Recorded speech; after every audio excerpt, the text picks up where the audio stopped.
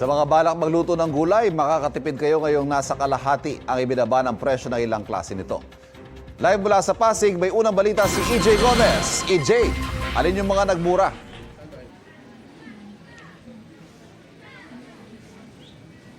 Ivan, good morning. Tama ka dyan, no? May mga nagmura nga at yung mga nagmura na yan ay gulay bagyo. Kaya naman good news yan para sa mga nagbabalak mamalengke at magluto ng mga putaheng may gulay dahil bumaba nga ang presyo kasunod ng holiday break.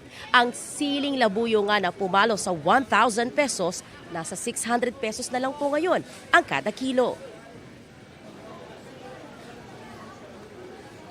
Ilang araw matapos ang pagsalubong sa bagong taon, nagsimula ng magsibabaan ang presyo ng ilang bilihin sa palengke gaya ng ilang gulay.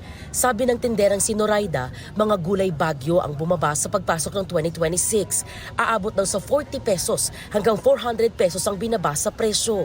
Nataon sa occasion, kakaunti ang supply natin. Then ngayon, nadadagdagan na rin yung supply natin kaya medyo bumaba. Lalo ang sili, dati 1,000 yan. Ngayon, nag-600 na lang per kilo. Ang kada piraso raw ng sili noong nagdaang mga linggo, umabot ng 5 piso. Ngayon, nasa piso hanggang 2 piso na lang. Dito sa Pasig Mega Market, ang kada kilo naman ng repolyo mabibili sa 100 pesos na dating 140 pesos.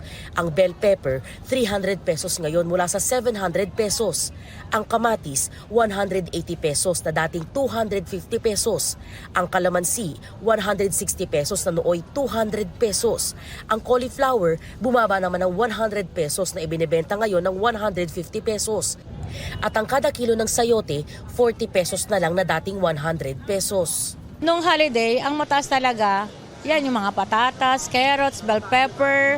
Yes ma'am, yung mga ginagamit talaga sa panghandaan talaga. Ngayon ang Tagalog ang tumaas, lalo ang talong ampalaya, lalo ang mga dahon-dahon. Ilan-ilan lang yung mga bumabiyahe. Ang kada kilo ngayon ng talong nasa 160 pesos hanggang 200 pesos na dating 100 pesos lang. Tig 100 pesos naman ang itinaas sa kada kilo ng ampalaya, sitaw at okra na mabibili ngayon sa 200 pesos kada kilo. Kaya si Margie, bawas daw talaga ang biniling gulay ngayong araw. Ma'am, ito po 323 po lahat. Ilang klaseng gulay, 323 na ma'am.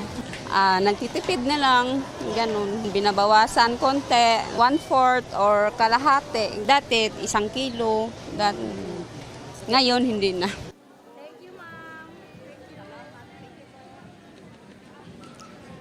Ivan, dahil gulay Tagalog gaya ng ilang leafy vegetables yung mataas ang presyo ngayon, nabawasan na rin daw talaga yung dami ng supply na kinukuha ng mga nagtitinda para maiwasan daw yung sobrang pagkalugi kapag nasiraan sila o di kaya naman ay hindi maubos yung kanilang mga paninda.